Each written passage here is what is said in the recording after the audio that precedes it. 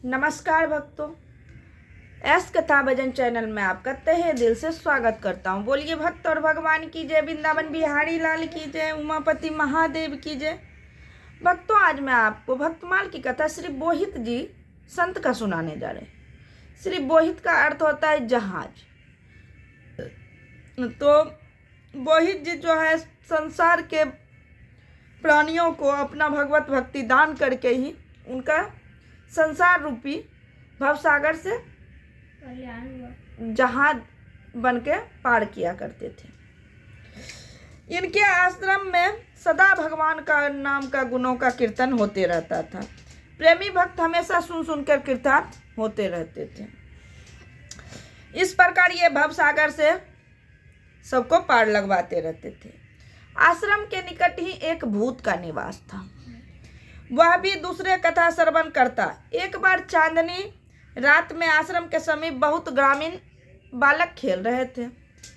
उसमें आके वह भूत भी खेलने लगा। आपने सभी बालकों को आज्ञा दी। इन्होंने सभी बालकों को आज्ञा दी कि आप खेल बंद करके आके मेरे पास भगवान नाम का कीर्तन करो।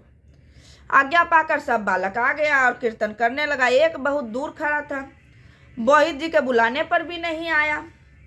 तब इन्होंने बालकों को आज्ञा दी कि जाके उसे पकड़ के लाओ। जब सब बच्चा पकड़ता था तो वो छूट जाता था, अलग ही खड़ा दिखाई देता था, पकड़ में आता ही नहीं था। बार बार बालक सब पकड़ता था, फिर छूट जाता था, पकड़ता था, फिर छूट जाता था। कई बालक के मिल के पकड़ने के बाद भी वह छूट गया।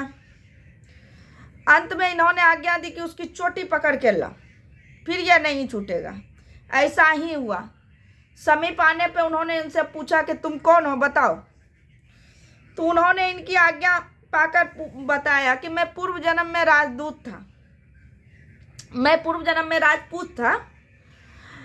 कुसंग के कारण मेरी बुद्धि भ्रष्ट हो गई थी, इसलिए मैं नशा करता था, जुआ, चोरी, कुकर्मों की मुझे बहुत सारी आदतें पड़ गई। अनिच्छा से ही मैंने अपनी पत्नी सुशीला का वध कर दिया था। अतः उस पाप के कारण मुझे प्रेत योनि में जन्म मिला।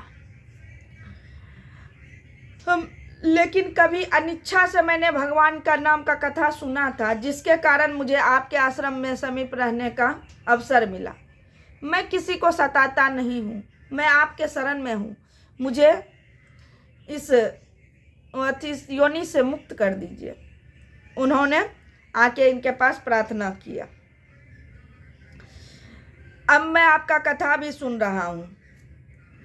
उन्होंने ऐसा किया कि इनके कान में जाके हरि राम नाम का संकीर्तन किया, चरणामृत इनके पास में दिया। ऐसा करते ही वह प्रेत योनि से मुक्त हो गया। अब प्रेत योनि से मुक्त होते ही पूरा आकाश में जो है ना, पूरा उज्जवल, मतलब पूरा लाइट प्रकाश फैल गया। प्रकाश ऐसा छा गया कि सब जो है देखने लगे कि वो प्रेत कैसे मुक्त हुए। सबके सामने वो प्रेत मुक्त हो गया। इनका जो है समाधि स्थल मकरापुरा पंजाब में स्थित है, संत बोहित जी का। बोलिए भक्त और भगवान की जय, वृंदावन बिहारी लाल की जय, उमापति महादेव की जय। भक्तों, यदि यह कथा आपको पसंद आई हो तो प्लीज इसे लाइक, सब्सक्राइब, शेयर एवं कमेंट अवश्य करें। धन्यवाद।